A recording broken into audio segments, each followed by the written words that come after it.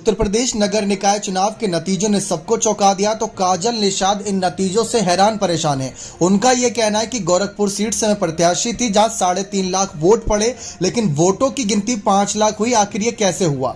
उन्होंने सबसे पहले कहा कि मुझे पूरा भरोसा था कि इस बार के चुनाव में कोई गड़बड़ी नहीं होगी, इसीलिए हमने यहां पर लगातार नजरें बनाई हुई थी और हमको आश्वासन था कि चुनाव आयोग अपना काम सही से करेगा। लेकिन जब चुनाव आयोग के काम पर अब सवाल खड़े हो रहे हैं तो सबूतों के साथ मैं कोर्ट में जाऊंगी और योगी सरकार को मैं चुनौती दूंगी कि आखिर उनका प्रत्याशी जीता तो जीता कैसे। अगर बीजेपी के कहने पर चुनाव आयोग ने गड़बड़ी करी तो सबका पर्दाफाश मैं करूंगी। योगी सरकार जो ये कहती है कि हम देश की बेटियों के लिए खड़े हैं, आज देश की बेटियां जंतर मंतर पर रो रही हैं बैठे बैठे, उनके लिए कोई नहीं खड़ा है। असल मायने में सिर्फ इनको अपनी सत्ता चलानी है, चाहे कैसे भी चले। मायावती ने भी कहा था कि मशीनरी का दुरुपयोग हुआ है, लेकिन काजल निषाद ने योगी सरकार को खुली धमकी देते हुए जिस दिन वोटों की गिनती हो रही थी यह कह दिया था कि या तो वो इस मामले पर जल्द से जल्द फैसला ले या तो मैं यहीं आत्मदाह कर लूंगी। तब अखिलेश यादव का काजल निषाद को फोन आया और फोन पर बातचीत होने के बाद मामला उस समय थोड़ा ठंडा हो गया। लेकिन काजल निषाद वोटों की गिनती के बाद अब 3 से 4 दिन बाद फिर से जनता के बीच उतरी है। उनका कहना है कि मैं हार ही नहीं सकती, मैं कैसे मान लूं कि मैं हार गई, क्योंकि जनता तो मेरे साथ खड़ी थी,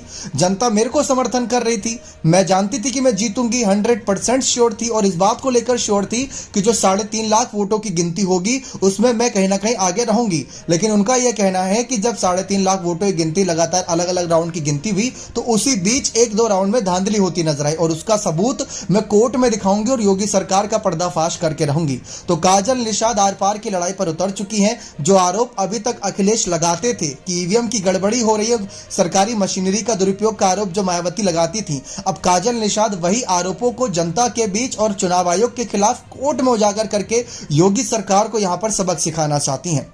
लेकिन क्या आपको लगता है काजल निषाद इस मामले पर जीत पाएंगी? क्योंकि गोरखपुर तो आप जानती हैं किसका गढ़ है, किसी से नहीं छुपा, योगी सरकार का, योगी आदित्यनाथ का गढ़ है और यहां पर कमल नहीं खिलेगा तो कहां ही कमल खिलेगा। लेकिन उनका यह कहना है कि हमें इस बात से दिक्कत नहीं कि हम हार गए, लेकिन जहां पर 3.5 लाख वोटर्स वोट डाल रहे हैं वहां पर आप 5 लाख वोटों का आप आंकड़ा बता रहे हो, तो ये हुआ तो हुआ कैसे, हमें भी बता दो इस बारे में। तो काजल निषाद ने इस तरीके से आर पार की लड़ाई यहां पर छेड़ रखी है। अब देखते हैं वो जीत पाती है नहीं। अपने कमेंट सेक्शन में जोड़ रखेगा। बहुत बहुत धन्यवाद।